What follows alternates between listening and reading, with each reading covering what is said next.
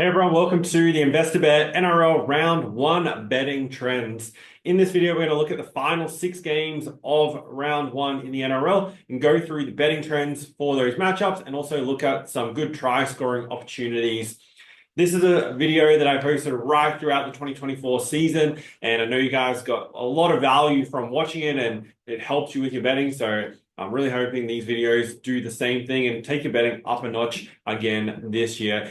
Because the biggest thing that I always say to everyone when it comes to not just betting on the NRL, but betting on all sports is the more information you have to make your betting decisions with, the more money you're going to be able to make. For the NRL, for the AFL, or whatever sport you're betting on, having information that you can use to analyze and study and make decisions based off that information and have a lot less reliance on just gut feel and instincts. Like, don't get me wrong, sometimes you'll look at a game and you'll just have an instinct about how a team's going to perform. But that instinct that you have and you just kind of feel like it might be random, a lot of the times it's based off a preconceived idea you have of one of those teams or those how that game's going to be played based off information that you've got prior. And so for me personally, I set myself up for every single game that I'm going to be betting into with a lot of information to make sure that the decisions I'm going to make are really backed by that data and analysis for these games. That's what I'm aiming to pass on to you guys through doing these videos. All right, so looking at the first game, which on Thursday night is between the Sydney Roosters and Brisbane Broncos down in New South Wales. The early line for this game was -6.5 for the Broncos. That's moved up to -8.5, and the total stayed at 43.5. It hasn't been a great over-under trend between these two sides. 3 of the past 5 head-to-head have gone over, so a slight lean towards the over. The home team has covered 5 of the past 6, including the game in Las Vegas at the beginning of last season. And when I say covered, what we're looking at there is the handicap. So for the last game they played in round 9 last season, the Broncos were 8.5-point favorites. That means the Broncos had to win by 9 or more in order to cover the spread, but the Roosters won that game 40-18 and covered the +8.5. So did it very, very comfortably and won outright as $3.20 underdogs. Interestingly, this will now be the 4th straight time the Broncos are favored in this game. As you can see, they're $1.38, then $1.60, and then $1.35. This time around, the current price is about $1.40, or just a tick under, depending which bookmaker you look at. And obviously, with all your betting, you want to make sure that you're always getting the best possible odds for every bet that you're putting on. So that's what we're talking about there when we're talking about which teams have covered the spread. And then the Roosters have also won 5 of the past 6 versus the Broncos and covered the spread in 3 of the past 4 versus Brisbane. So a lot of these trends between the two sides really push you in the way of the Roosters to be winning and covering, especially getting more than a converted try as it currently stands. Obviously, the issue with the Roosters is the lineup they bring into 2025. And if you've, gone through the NRL betting guide, which the link for that is in the description, you can download it for free. And we talk quite a bit about the Roosters lineup this year and how they still have a very, very good quality overall team, but they are missing some class in some key positions, especially in the halves with currently no Sam Walker in the team. The combination of Chad Townsend, who's playing his first game for the Roosters, and Sandon Smith is going to put a lot of pressure on the Roosters outside backs to pull off some good plays in order to convert it into points. They're going to need to really rely on the Broncos defense from last season to continue to stay poor. They were ranked 12th in points conceded last year, 15th in run meters. So if those numbers, in particular this one and this one in post-contact meters, those numbers hold true from last year, that will give the Roosters good field position. But whether they can convert it, because their forward pack has pretty much stayed mostly intact. So from that perspective, they're still in good shape. But just definitely don't love their halves pairing. And, there's a lot of pressure on the Broncos to get their season off on the right foot. They're near enough to full strength. Obviously, they are without Ezra Mam, who's probably like the biggest out, but with Ben Hunt coming into the team, we've spoken about how they can fill the void there from that perspective. Do think Broncos are well and truly deserving to be favorites for this game, and They're the side with definitely more motivation to get over the line and win and get their season off on the right foot. For this game, from a try scorer perspective, if we look up the try scorer matchups here, for the Roosters, first of all, think attacking wise, they're going to want to push a lot of their attack towards the right edge. As you'll see here, the Broncos at defending that side were the worst overall team in the league, conceded the most tries to opponent right centers and right wingers combined, whereas they conceded the second least to opponent left wingers and left centers. So for the Roosters, they're really going to want to push all their attack towards Dominic Young's wing.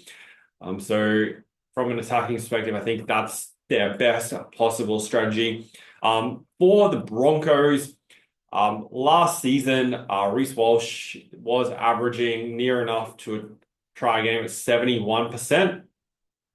Through the 14 games that he did play, he scored 14 tries. So effectively averaged one a game, but obviously had a few games, 4 in fact, where he scored 2 tries.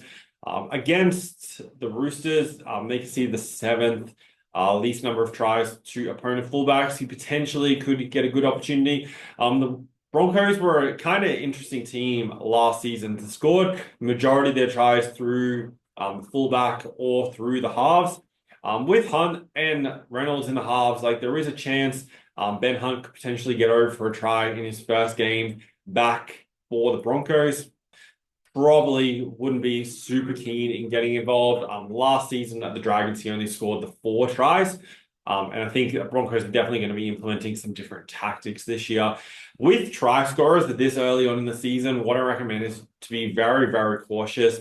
As you saw in that final third of the season last year, we're taking 2 try scorers in each game, generally 1 for either team.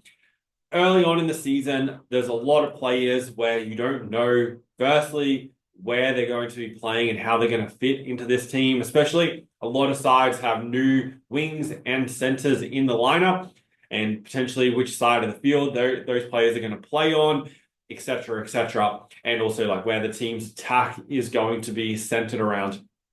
So you really want to use these first 2-3 weeks of the season to get lines on these sides, how they're playing, so then you can then use that information forward and make better bets. This early on, you really want to pick your spots and be very, very cautious. So that's how you want to approach playing the try scorer bets. Everything that I personally bet, I post in the NRL membership. Those plays are already all posted for members. The link to get access to those is in the description of the video. And pretty much as long as you're betting at least $10, it's definitely worthwhile to make sure that where you're allocating your money is in the right place. The next game, so this is the early game on Friday night, the West Tigers against the Newcastle Knights. Interesting game here. So this market opened with the Tigers and Knights both locked at $1.91 apiece. So the bookmakers couldn't really split them. Since then, though, the Knights have moved down to $1.64, so they're now 2.5-point favorites. And that total of 41.5 has moved up to 43.5. Historically, these two teams have an under trend with 4 of the past 6 games between them going under the betting total. As you see, the last time they met, the total was 50.5. So it's definitely considerably lower and kind of in this similar range of the meetings prior. That game, the Knights won 34 points to 18. Newcastle have won and covered the spread in the past 6 games against the West Tigers. Obviously, with the Tigers this year, there's quite a bit of hype around Jerome Luai coming to the side, Taruva also in the team as well. So from an attacking perspective, you'd expect them to improve, but obviously they have a lot of work still to do in defense. They were the worst attack and worst defensive side last season. If you look at the numbers here, averaged 19.3 a game and conceded 31.3 a game. Generally, these matchups, you'd expect the Knights to win being the better defensive side. In my opinion, there's a lot of question marks around the Tigers to be too confident in backing Newcastle to win. So I'd definitely be staying away from them. With this game being played at Campbelltown Stadium, the Tigers did win 2 of their 5 games at this venue last year. So they generally play fairly well there. This venue also has a big history of going under, so I would be more so leaning towards being a lower scoring game, especially with the Tigers. They definitely need to make a statement defensively. Newcastle, one of the worst attacking sides last year, and I don't think Newcastle's going to give up too many easy points here in the opening game of the year. From a try scorer perspective, I feel like this is a game where there's more questions than really answers, where each team is weak. The other team's also weak in that area, and where each team is strong, the other team's also fairly strong in that area. So it's very, very hard to pinpoint any good opportunities there for them. And especially considering I'm leaning towards this being a lower scoring game, it's not one I definitely recommend betting into from a try scorer perspective. Next game we'll look at is the late game on Friday between the Dolphins and the Rabbitohs. The early market for this game, the Dolphins were big favorites, $1.52, 3.5-point favorites. That line has definitely moved a lot since they moved this game down to New South Wales. So they're going to play at CommBank Stadium. Redcliffe's only had the one game previously there, which was back in 2023, where they lost to the West Tigers. Since that has happened, the Rabbitohs are now into favor at about $1.86 and 1.5-point favorites. The total for this game has stayed at 42.5. Both of their previous matchups, so in 2023 and in 2024, both went over the total, and this is the lowest number that we've seen for a matchup. The first game went over the 46.5, thanks mainly to the Rabbitohs putting up 36 points, so they combined for 50 in that game. And then with a 50.5-point total, the Dolphins won at home 36-28 as 1.5-point favorites. The favorite has won both games as well and covered the spread in both. So that's definitely something to keep in mind. Probably the highlight and main focus of this game is the scheduling of the NRL, that they've set it up that Wayne Bennett, who coached the Dolphins the past few seasons, now coaching the Rabbitohs, goes back up against his old side. There's plenty of motivation for both teams to win this game. The concern I have with the Rabbitohs is, on paper, their lineup looks to have a lot of issues with their halves pairings of Cody Walker and Jamie Humphries. That's definitely concerning. Definitely a weak halves pairing there for the Rabbitohs. No Latrell Mitchell at fullback, no Cam Murray in the back row as well. I do find it very hard to get the Rabbitohs as favorite for this game. They have a lot of improvement to make from just last season, and we've spoken about how there has been this kind of decline over the past few years since they were in the grand final back in 2021. They were ranked third last in points conceded last season. So plenty of room for improvement there for the Rabbitohs, and I'd rather see them do it before backing them as a favorite. The Dolphins, this is a game that I feel like they should be expected to win in the opening game of the season. However, looking at these lineups just since yesterday, there are Cody Nikorima now out of the halves, not making the trip down. So that is definitely concerning there for the Dolphins. I think their back line is capable of doing enough to get over the Rabbitohs, assuming the Rabbitohs defense stays struggling. Overall, I'd expect it to be a slightly higher scoring game and above average higher scoring. But just with the question marks in the halves, it's difficult to get too confident about it being like an absolute shootout. But I think there's a lot of still, playmakers in that back line who can break lines, but do like the Dolphins to get over the line there, especially as an underdog. But for me personally, I just couldn't take the Rabbitohs as a favorite. From a try scorer perspective in this game, there's a few kind of ways that you could play it. Last year, we spoke about the Rabbitohs defense was really, really poor. They ranked low in a lot of key positions. I'd be really targeting, the Dolphins back five. Any kind of one of those players is likely to get over for a try. You have Tabuai Fido, a fullback, who scored the second most tries through that position last year. Rabbitohs conceded the 11th most as well. Also, the right wing, Jermaine Asako, didn't score that many tries last year in comparison to other sides. If we look at his numbers, scored a try in 38% of games, 12 total, averaging about half a try a game overall. He had the 3 tries back in round 9 last season. But as we can see, the Rabbitohs don't defend the right winger very, very well. And also the left edge they kind of struggle with. Jack Bostock was in the side for the Dolphins, and I'd definitely be looking at him. But without him in the team, Junior Tupou comes in to play on the left wing. I'd rather not play him to score a try, but he is definitely he has a good setup to potentially get over for a try. Then for the Rabbitohs, at fullback, Jai Gray is playing fullback. Can't rely on this number too much just with Latrell Mitchell out of the side. Their right edge was terrible. They went to the left edge a lot last year. And no Alex Johnston in the side for the Rabbitohs. That's definitely a concern. Potentially, like it's a good opportunity for one of their front rowers to get over the line. So either your 8, 9, or 10 there for the Rabbitohs. But would prefer backing Dolphins players to score a try in that game. Then on to Saturday, we have the Dragons against the Bulldogs. The Bulldogs were 5.5-point favorites. There's been a little bit of a pushback in favor of the Dragons here. And now the Bulldogs are $1.61 and the handicap is -3.5. So definitely moved down slightly there. The total was 39.5 and has moved up to 40, but is juiced down to the under. So not a great deal of movement at all. You could have this like 39.5 to 40. Between these two sides, 3 of the past 5 head-to-head have gone under the total points line, and the Bulldogs have won and covered the past 3 versus the Dragons. We're definitely getting a lower total than we've seen in the past 3 games between these two sides, with obviously 2 of those going under. This one that went over the 42.5, the Bulldogs did that themselves with 44 points. Bulldogs have won the past 3, as you can see here, 28-10 in their matchup in round 23, and then 44-12 in round 12 last season. Part of me feels like, the average NRL bettor will look at this game and just instantly go, the Bulldogs will be winning this. But I feel like it's definitely a little bit trappy. Like, if that was the case and the betting companies were just thinking that that's the way people are going to think, then the Bulldogs would definitely be much shorter. So this is a game of all the games this week I'm most suspicious of, and not one I'm super keen to get involved too heavily from a betting perspective. Statistically, like you'd expect the Bulldogs to be winning. They're the slightly better attacking side last year and clearly the better defensive side, which should be enough for them to get over the line.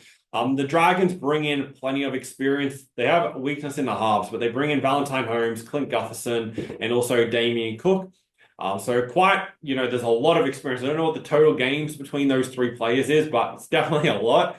And I think that provides really good leadership on the field for the Dragons. And I'm kind of interested to see just how they go with that, as it could definitely play into their favor more than we're expecting. For the Bulldogs, they lose like Adokar, who was their leading try scorer over the recent few seasons. So that's definitely a concern. Marcelo Montoya comes back across from the Warriors to replace him. But, with the Bulldogs, I feel like they can win this game if they grind it out in somewhat of a low-scoring game. Last year, the thing that concerns me a little bit, with this matchup is last year the Dragons were a side that either lost by a lot or won by a lot. There was kind of no in between. And, I feel like there'll be an emphasis on tightening things up a bit, which could lead towards a low-scoring game as well in this one. And, this matchup does fit that criteria of a likely low-scoring game. We've only got a total that's just bridging on 40. So in these matchups, I'm rarely keen, especially early in the season, to get too involved in try-scorer matchups. Last year, the Dragons did most of their attack through the right edge and also through the fullback. That's mostly where their tries came from. Left side, not so much. So that's kind of the side that the Dragons will be looking to push through. I think something worth, just keeping an eye on is which side of the field Valentine Holmes plays. With the Cowboys in previous years, he's played as left center. With Moses Sully, who is already the left center for the Dragons, it'll be interesting if he moves over to the right or Valentine Holmes moves over. And because with the NRL teams, just because they list a player as number 3 doesn't mean he's going to be playing left center. And just because they're listed as number 4 doesn't mean he's going to be playing right center. That's the way it should be, but it's just not the way. Half the teams do it one way, half the teams do it the other way. So you just have to wait and see to how it turns up on the game. Last season, Sully played in that left center wearing jersey number 3, which he is listed to wear. But this is the opposite of what you would expect players to be wearing. So number 3 is generally right center and 4 is left center. So we're just gonna wait and see what happens. But once we kind of know, then we could make better decisions there with the Dragons. But with better attacking options on both sides of the field, this could even out as well. So we'll look to monitor it. But regardless, like against this Bulldogs defense, they're pretty solid right across the parks. So opponents' second rows has been their only real weakness last season. So potentially looking at the second row for the Dragons, and that would be Leilua, Sua, or DeBellin as potential options. And you can go through the trends of those players and how often they score tries. All these tools are available in the NRL membership for you to view at any time. Sua did score a try in 36% of games last season, and then DeBellin only scored the 3 overall tries. And then the other player in Leilua only scored the 3 tries. He had a double in round 14. So those are like players who potentially, could get an opportunity with one of them to crash over. There's obviously the options to back either players to score a try, as well as there's lots of different ways that you can look at doing it. You could take 2 or 3 of them with just needing one of those 3, especially when you're looking at forwards and second rowers as well. That's a better way to play it generally, as opposed to taking, the $3.50, $4, $5 for a specific player to cross for a try when they're not a player that scores on like a consistent basis. But yeah, with the Dragons, just be cautious against this Bulldogs defense. For the Bulldogs, last season through the centers was a lot of their strength at left center. They have a good matchup here against the Dragons defense, who were 12th against this position last year. So this is definitely a good opportunity for them. Playing left center for the Bulldogs is Bronson Xerri, and then you have Stephen Crichton over on the right edge. I think one of those 2 players for the Bulldogs would be most likely to cross. Last season, Bronson Xerri had 10 total tries, scored in 50% of games, and then Stephen Crichton just below scored 9 tries at 35% of try per overall on the season. So feel like for the Bulldogs, they're kind of the ways we lean. Once again, it's a likely low scoring game, so I wouldn't be too keen to be too heavily involved there from that perspective. Then we have the Seagulls versus Cowboys, the late game on Saturday. Seagulls were $1.56 and 4.5 point favorites. There's been a little bit of money for them. And they've moved down to $1.42 and now a 6.5 point line. And the total has moved up from 44.5 to 45.5. It currently stands out. Some trends for this matchup: the past 2 head-to-head have gone under. The totals for those games were 44.5 and 50.5. This game here only had the 27 points. This game had 41. Those were in each of the past 2 seasons. So it hasn't been since 2022 where they had a game go over, which was 43.5. Obviously, this total is very, very similar to the game last time they met at this venue, which also it is important to note when you're looking at totals and also handicaps, it is good to compare it to what it was when they last played at that specific venue, as it can make a major difference with both of those numbers. You have higher scoring venues and lower scoring venues, and obviously home teams are more likely to win than away teams, and that's factored into the odds. But yeah, last time they were at Brookvale, it was 2023, and the Seagulls lost 8 points to 19 as 4.5 point underdog. So the lines moved a lot around since then. And then for the lineups for this game, I think the Seagulls are looking very, very strong on paper this season. So now it's just a matter of them putting that together on game day. They kind of missed out on opportunities last season, losing games against lower ranked sides. Think that it's important they put the Cowboys away early at home this season. Half pairings for the Cowboys, there's a lot of reliance on Tom Dearden, and I personally, outside Tom Drinkwater, I don't really have confidence in any other player in their back line. So from an attacking perspective, there's definitely concerns on the Cowboys. The Seagulls aren't the best defensive side. Like, their defensive numbers are only kind of mid-range in terms of the overall competition. So Cowboys could still take advantage of that, and they were, a good attacking side last season. So that's not going to drop off too dramatically, but I do think it'll regress a little bit. But overall, we've got two good attacking sides and two like average defensive sides. So I think we could definitely see some points in this game, even though the recent trend between the two sides has been towards going under. The away team has also covered 13 the past 16, which bodes well for the Cowboys rolling up at least a decent score. The away team has won 10 of the past 12 as well. So it's not like, Brookvale's been, a very, very strong home venue for the Seagulls against the Cowboys in particular. However, the Seagulls have covered 8 of the past 10 against them. So from that perspective, they have, kept a lot of these games close. A lot of the times it has been the favorite though, covering the spread. So you can see in the last 4 of the last 5, the favorite has gone over the line, and the Seagulls won by 1 point up in Townsville in round 18 last season. So I think we should see points in that game. And, on paper, as it currently stands, the Seagulls definitely look like the stronger side at home and definitely deserving of being favorites. From a try scoring perspective, there are kind of a few ways you can go for the Seagulls. At fullback, Tom Trbojevic, going against the Cowboys defense, which was ranked 10th against opponent fullbacks last season. And the Seagulls got the most tries through that position. Looking at Trebojevic's numbers, last season, he scored 17 tries. That's trying 67% of games.